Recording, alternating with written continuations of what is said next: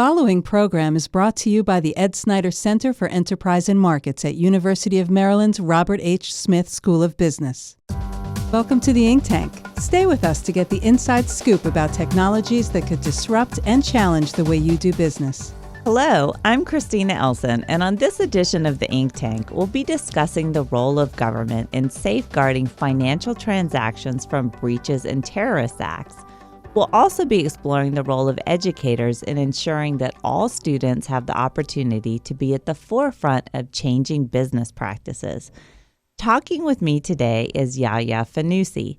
He's a director of analysis at the Foundation for the Defense of Democracies and an adjunct professor at Morgan State University. Yaya, thanks so much for being here today with me in the Ink Tank. Thank you, Christina. Glad to be here. Thanks. So let me start a little bit going back in time. Now, you were 7 years with the CIA as an analyst. You were looking at counterterrorism issues, and you've been in policy.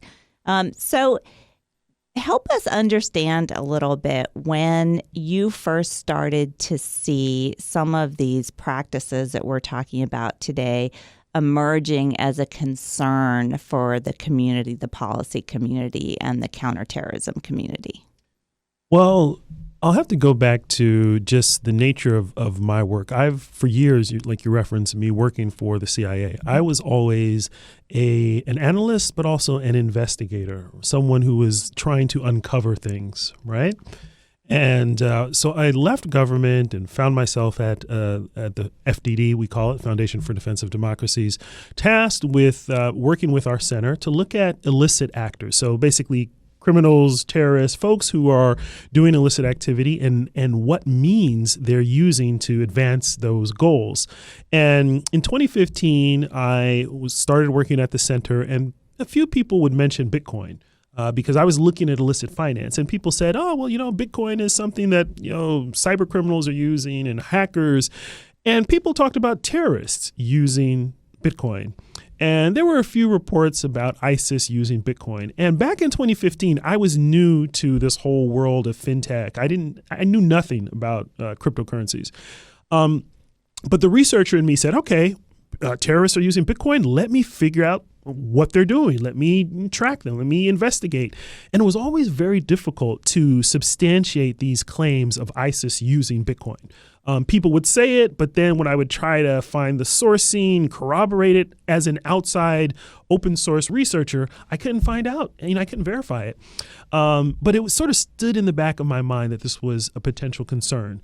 And about almost a year later, in 2016, I saw a press report, an obscure press report coming out of the Middle East, and it said that there was a terrorist organization that was based in the Middle East that was raising funds through Bitcoin.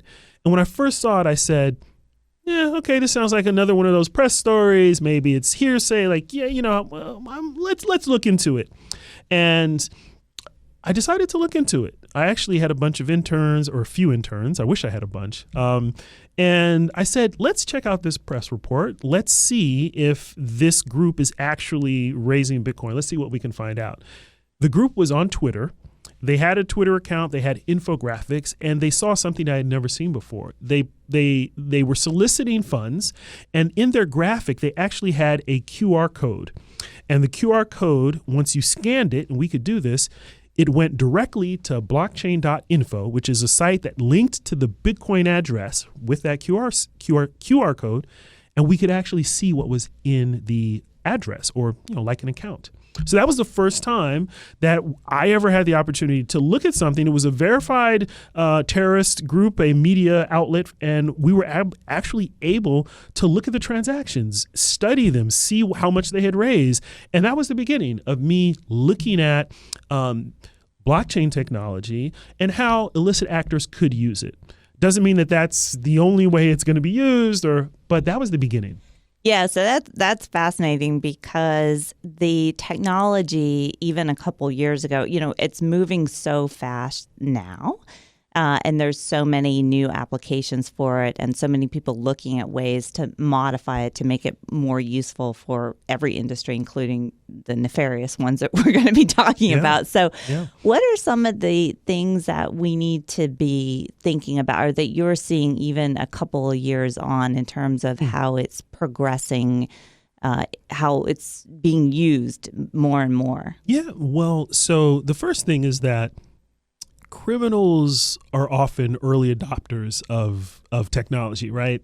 So one thing I'll say is when you think about particularly terrorists, right now, it's not that terrorists, groups like ISIS and Al-Qaeda, it's not like Bitcoin and cryptocurrencies are their go-to technology.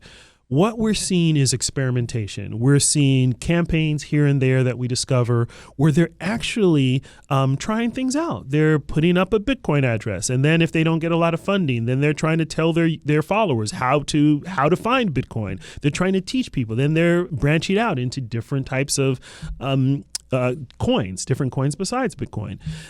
So there's an experimentation going on. The key there is that if terrorists are going to sort of be at the front, ahead of the curve and on the front lines of innovation, those of us who are trying to stop terrorist funding, stop these actors from, their plotting and getting resources, we sort of have to be as smart, if not smarter than them. So one of the key messages for government is, okay, don't sleep on this technology, right? Like you should, the folks that you're hiring, many of whom don't know much about blockchain technology, like people are going to have to learn this. We're going to have to hire people who understand it. And that's just on the terrorist spectrum. If we think about state actors who are getting very aggressive with understanding blockchain technology, investing in it, building blockchain systems, because they, many of them want to evade sanctions or find workarounds. That's another issue. Yeah. So let's talk a little bit about that because there's been some great news in that area recently. I'd love to get your perspective on what you've been seeing. First we saw Venezuela going for the cryptocurrency fundraising scheme. Yeah. Now we're seeing news that Iran is thinking about doing the same thing. You yourself have written about this. And behind it all seems to be Russia. So what is going on with this space? Is this, are these entrepreneurs or, this gets very complicated very quickly, but help us understand something about this. Well, a good way to think about it is really the history of what happened with Russia. Russia is a very interesting case study because in, maybe 2014, when Bitcoin was getting big in Russia, people were talking about Bitcoin. The Russian government was very much against Bitcoin. There were actually there was legislation that was being drafted to ban Bitcoin and to ban cryptocurrency businesses, right? That was the thing in Russia within the government. Yeah. We noticed, though, in about 2015, 2016, there started to be some different voices within the government saying, okay, well, let's not necessarily ban Bitcoin.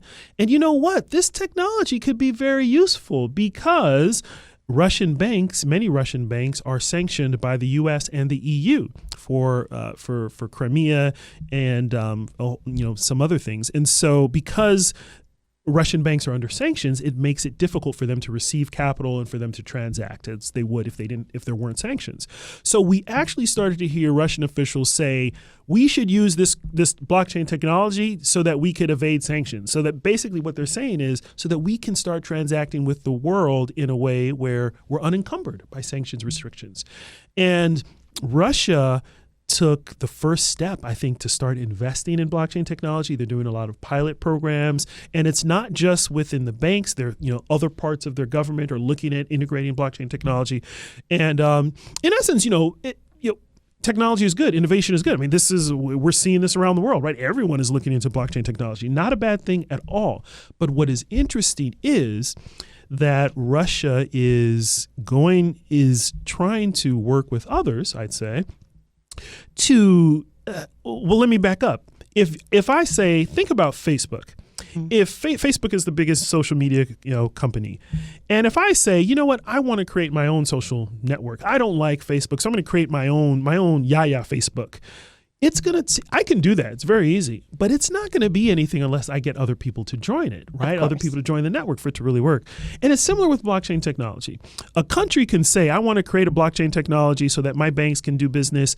But if you're not going to have other countries that sort of opt in, it's not going to work. And we think that's what Russia is doing. Russia is trying to build, but also trying to encourage Venezuela to get on the cryptocurrency bandwagon. And now we're seeing strong moves with Russia meeting with Iran, and now Iran making the same announcement. And that's sort of that's what we're seeing. We're seeing on the horizon state actors who don't like sanctions deciding that they're going to work together to try to create an alternative financial system with blockchain technology as at the root of it. So when it comes to dealing with these kind of authoritarian regimes, what are the tools that we have at our disposal? Because, technology is something that Americans love progress. They love freedom. They see technology as something that helps create well-being and prosperity for lots of people. So there's sort of, I think, as you said, an inherent disconnect between sort of libertarian values and the use of technology for these sort of authoritarian and other kinds of ends. So what can we do to counter that, to help counter that and keep these technologies associated with free, liberal democracies more so than the alternatives? Well, I think the first part is realizing that there's a race going on. I don't know if this term will stick, but in one article I said it's the crypto race, akin to the space race, right? In space race, it was Russia, the United States, trying to get to the moon and try to advance technologically with space. And I think something similar is happening, except in this race, Russia knows it's in the race, and I don't think America realizes that there's a we don't know we're in the race yet. We don't know we're in the race. Right. So that's the issue. So see, this technology, blockchain technology, there's a beauty in the fact that this technology, like the internet, it's part of the internet, which has grown because of open source software, open source platforms, and that's not something that you could or necessarily should want to stop, right? Innovation with open source platforms. That's the beauty of this technology, that it's opening up so much, and so it's reaching so many different people and so many new business models. So the approach can't necessarily be, how do we stop them from innovating? I think the approach is more, okay, so if we see that this development is happening, how can we make sure that we're involved, we meaning sort of the U.S., how can we make sure that we are involved in its development, in the business models that it creates? Because whoever sort of gets out in front and develops these global, new global networks for transferring value, outside of the regular banking system, whoever gets involved in that and builds that is going to have an advantage. Right. And so if we're concerned that, let's say, an actor like Russia or even China in some ways and Iran, which don't have the same respect for liberty and human rights, if we want to make sure that this technology is used for good, then we should compete to make it good from our standpoint. So thinking a little bit about then what we can do to help make sure that we're at the forefront of bringing these technologies into the world for good, let's say.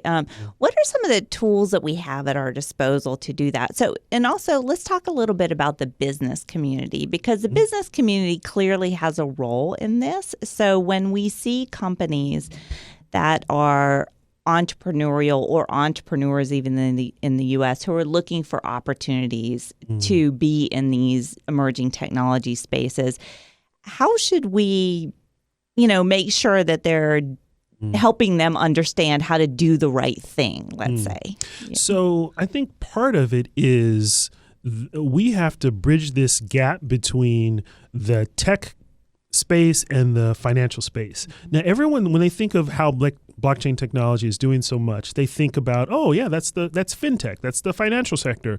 And the thing that I'd point out is actually most of the real development here is not happening in finance, it's happening in tech. And there's this gap because the financial world knows all about anti-money laundering, like they're up to their earballs in what we call AML, anti-money laundering, and all that stuff, counter-terrorist financing. That's a part of the business in the financial world. The tech world is new to finance, really. And so they are building and developing at a breakneck pace, and not necessarily thinking about, how does this relate to terrorist finance and all these other things, right? And I think we have to bring the two together so that folks that are in tech sort of learn from the financial community, which kind of understands these issues. Now, a lot of people might say, well, but the financial community is behind, right? And tech is just so forward. They just break things and move fast and ask questions later. But with finance, anything dealing with money, that's the thing. It's a little bit different. It's because of the stakes, because we're talking money, and money funds all types of things, and money can be used for a lot of different aims. We have to really make sure that we're at least asking the questions. These sorts of questions. Yeah. And I mean, I'm all for continuous improvement and, making sure that you're moving fast and not getting held up by over-regulation. At the same time, we do have to really think about making sure that people aren't putting themselves and others into situations where they're, just really going to contribute to something that's very detrimental to the whole business and tech community, right? Yeah. And you made me think of another thing too, which is there's also that issue of you don't need a blockchain for everything, right? Because that kind of, I was. There's so many examples, though, of people sort of getting on the blockchain, not bandwagon, but being like, I'm very curious about blockchain. I actually say there's sort of this arc of blockchain familiarity, which is first is, what's blockchain? Like, I've never heard of it before. Then it's like, this blockchain is interesting, right? You start learning more. Then as sort of time goes by, you start reading more. You're like, wow, this is very intriguing. Blockchain can do everything. Everyone needs a blockchain. You get a blockchain. You get a blockchain. Everyone gets a blockchain, and blockchain is going to save the world. And what I discovered, because I went through this, which is why I'm able to say this, then as you sort of learn the technology, you realize that so much of it is, they're pilot programs, they're press releases that aren't really news, it's just a press release. And you realize that there are a lot of limitations still, there's a lot of experimentation, and there's a maturing that happens. And I think we have to also bring that to this space where we've got to really make sure that people understand you should have criteria for embarking on a blockchain project. Don't just do it because it's blockchain. That there's actually a lot of times where it will be more expensive and more cumbersome to embark on a blockchain approach. Yeah, and certainly, even for investors, making sure that you're not just throwing bad money after bad money after a bad business idea, right? Yeah. Following the hype. So that gets us to talking a little bit about, you've touched on even seeing that this overlap between fintech and technology, finance, really understanding how those two need to mesh together is probably creating a lot of new opportunities for people to develop their skills and to think about what kind of work career they can have. So let's talk a little bit about that. You yourself, you said that you didn't come out of school with a blockchain degree, and you've learned a lot of this on the job. But what kind of skills do you think you yourself wanted to have as you started into the space that you're in, and what are some of the things that you developed along the way? So the number one skill, this will sound maybe cheesy, but the number one skill to sort of get smart in this space is curiosity. There's no one class. I know there are classes on blockchain, right? But there's no one class, there's no one book, there's no one. What I found when I knew nothing about Bitcoin or blockchain and I started to investigate it, I found that what was most useful was the informal ways of education. One of those is podcasts. Honestly, good. I mean, like it's a softball for you there. No, I'm so serious because in an environment where again, especially in like 2016, when I really started looking at this, there weren't a lot of, you could find articles here and there. And there are some online courses, but even those, they don't give you the full picture. And I found when I would maybe read an interesting, like a blog or Medium article by someone, I would go and put their name in a podcast app and then listen to them talk for an hour or 45 minutes about what they're doing in the blockchain space. And they would mention other companies. And then really, there's this library of just always being this growing library of people on podcasts who are experts, because podcasting that's the way of the future, right? For technology and new businesses. So that led me to find out who should I follow? Who should I follow on Twitter? Twitter is a great place. It would point me to the developers, the people in the space, the new companies that are really building. That's really the crypto blockchain space is a living, very organic space. So you sort of have to kind of not be in it in terms of being a developer or coder, but you kind of have to be sort of in the midst of the people who are doing it, whether that's listening to them, following them, consuming them. You're not going to get it from government sources or academia, although academia is now sort of catching up. So that brings us to the role of academia. Yeah. So what should academia be doing? Because, I saw a fast article a few months ago, I think it was in the New York Times, and, it's talking about this idea that colleges and universities are seeing that students are just hungry for this, just as you're saying. And they're trying very hard to think about how they can help them understand this landscape. Yeah. So, but, it's tough. It changes a lot. And academia is often not the most rapidly changing place. So what are some things that you think could be doing, academia could be doing better, perhaps? So there are a few steps. Interestingly, the first step starts with academia engaging outside of academia, right? Because a lot of, even in the computer science departments, many of them are not really into cryptocurrency blockchain technology, or it's new to them, or they just, they're very new to it.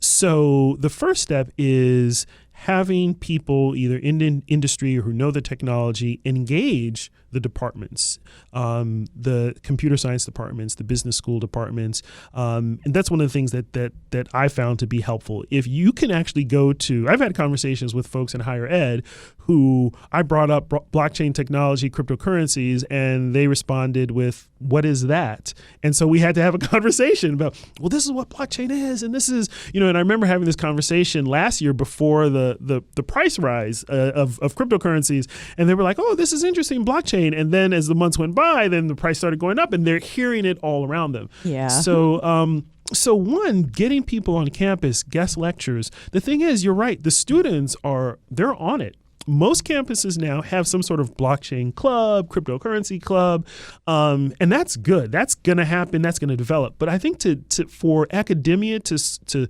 fulfill its mandate, academia should go through a more structured process of finding how to integrate blockchain technology into the curriculum. Now, it doesn't mean you may or may not have a blockchain class, but maybe you can have components where you look at blockchain technology within the sciences, within the computer sciences, the hard sciences, and within business, which is sort of the route that I've tried to tap into. Because business is all about entrepreneurship is a big part of it. This is developing. Business schools should find ways to integrate, whether it's guest lectures, seminars, and the like. Just getting exposed is the first step. Yeah, I mean, for me, business schools have a real role to play in helping people understand what the world of tomorrow is going to look like, and that's a very interdisciplinary approach. And so business schools should, in my view, be thinking very seriously about that. But so you reached out to Morgan State University and you've been teaching there. Tell me about that. What are you doing? What are your goals? And you're a busy guy, so to sort of go and start teaching classes, in a university setting. What is your motivation? What are you hoping for there? I am hoping that others do better than I did. So I graduated. I went to, I'm from California. I went to UC Berkeley in the 90s. So I graduated in 1997, and looking back now, I realize that I was right next to the center of technological innovation and the epicenter that brought about all of the, the business models that we deal with now, the Facebooks, that all came from the 90s innovation. And I realized looking back that I was totally oblivious to it. I was an economics major. I wasn't into technology per se, but now I'm thinking back and I'm like, I probably should have understood this technological wave. I would have been more prepared for all these changes. And as someone who was really, my focus in undergrad was economic development, and I did a thesis on economic development in the inner city of the U.S. compared to rural Zimbabwe. It's a whole other story. But I was really concerned about this issue of economic development. And I thought about, wow, so much wealth was created from the internet, this wave of the internet. And I totally missed it. And a lot of my friends, a lot of folks who I think were focused on economic development issues, particularly community development. I was really focused on empowering the African American community with economics. And I totally missed it. I missed it. And I thought, as I started to learn about blockchain technology, yes, at first it was looking at the illicit side of it for my work. But then as I actually started to see, wow, I actually see new business models opening up. I'm not a blockchain hype person, but I must, I'll admit that there's some revolutionary technology here that is enabling some new processes, right? Some new ways of doing business. And it really seems that this mode of technology is going to be very important for future business. With that, I said to myself, how can I ensure that students like me, now 20 years later, don't miss out on this technological wave? And I reached out to a friend at Morgan State University, which is an HBCU, historically black college university. And I said what I told you before. I was like, would Morgan be interested in bringing awareness of this technology to the students? And my friend was like, what is blockchain technology? What is that? Sure. And that started a series of conversations. And to your question, what do I want to accomplish? So I'm teaching a course. It's an elective course on blockchain app development. And the aim is to provide an interdisciplinary approach where students who many do not have strong programming knowledge, for them to understand the key concepts of blockchain technology, what blockchain technology is, but even more than that, to understand what it enables, right? Because it's, the nuts and bolts of how it works, you do have to understand the basics, but then to really, if you're not a computer science, what you really need to understand is, okay, well, what might this allow me to do or allow businesses to do? So we're teaching that. And then the final, I guess, outcome is we want students to create and define solutions. We want them to create solutions, and we're actually helping the students look at problems that they're seeing and propose ways to come up with a blockchain solution to some either problem or a business idea. So that they'll be familiar with it. They're not going to become some of them may become coders because we'll provide some mentorship for them. But most of them are going to go off. They're going to do something outside of computer science. But we want them to be prepared to understand this technology and then how it could be applied. Yeah, and that's so important because even going to work for another firm, the difficulty of bringing in a technology and really understanding how to use it internally to help that firm be successful and innovative and continue to improve. There's so much that has to change from within. And so you really do need people that can embrace this on all levels and then really be able to communicate what benefits they can bring, whether you're starting your business or doing that for someone else, know. So, yeah, that's fantastic. So what else do you see in terms of skills that you would like to see young people in school pursuing? What kind of landscape do you see for them as they're coming out into the work world? So, the answer is different based on students' inclinations. To me, it's glaringly obvious that coding skills are going to be very important for the future, for future students, for future business. I'm very, I'm not a coder myself, but I can see that students going into programming will likely have a bright future, particularly because some of these new platforms. So, for example, you take a blockchain like the Ethereum blockchain, right? That's this blockchain built on smart contracts, and the smart contracts are built in this language called Solidity. And there's a dearth of Solidity programmers. So if you learn Solidity and you're an undergrad, if you're or in high school, if you learn Solidity, you will likely, at least in the short term, really find a job easily because of all the development that's happening in that language. So there's definitely a encouragement to pursue coding, computer science, programming is very important. But that's not going to be everyone. Everyone's not going to go into computer science. So I think the key thing is something that's not so developed, but people should start to think about, which is crypto economics or token economics in different terms. Yeah. Right? Right. Which, That's right. Yeah. The idea, now we have it's not a new economics, but what we have is this technology enables new ways of incentivizing processes, new ways to monetize things which couldn't be monetized. I was actually talking to an economist just a few days ago, and he was talking about this idea of, let's take a young athlete who, whether it's, let's take football, for example, who's a star football player and you want to support that player. What if there would be a way where, because you have blockchain technology, you could actually invest and support someone's schooling or education or whatever they're going to do through a smart contract where you invest in them and you could get a percentage of future earnings if you wanted to write a contract like that. Now, that might seem sort of unusual, but imagine how that could open up investment into young people and into talented people in a way that you couldn't before. What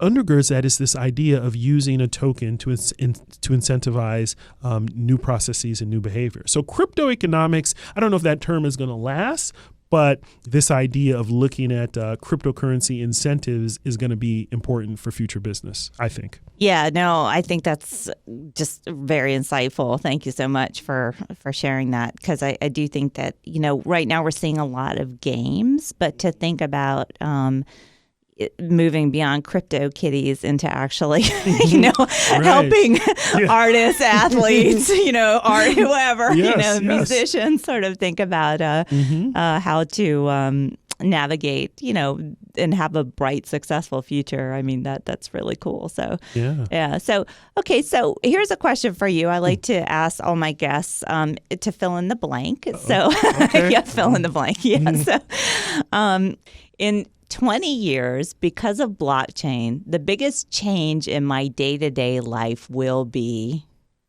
that I will be able to fund and invest in my grandchildren from their early days, and I will be able to track that funding, and I will be very much aware of the resources that my grandkids have at their disposal, because this engagement with a blockchain, even if it's not something where everyone talks about blockchain, it's just going to enable more movement of funds. And I think more investment in people as individuals. That's fantastic. I love it. That's something really to look forward to, not the Russian Skynet, right? Or that too. We might need Terminator. We don't want that. Okay. So, the end of bad actors. Okay. All right. Well, thanks for talking to me today. It's been really great to have you here. It's been great talking with you, Christina. Thanks so much. Thanks. Here at the Ink Tank, we're passionate about educating students on how to thrive in the business world. We encourage them to seek out knowledge on innovative technologies like blockchain that will most certainly have a great effect on their daily lives. Thanks to Yaya Fanusie for talking with me today. Until next time, this is Christina Elson in the Ink Tank. Subscribe to the Ink Tank on Spotify, Google Play, and Apple Podcasts. A special thank you to the Kauffman Foundation for their support. From the Robert H. Smith School of Business at the University of Maryland, thank you for joining us in the Ink Tank.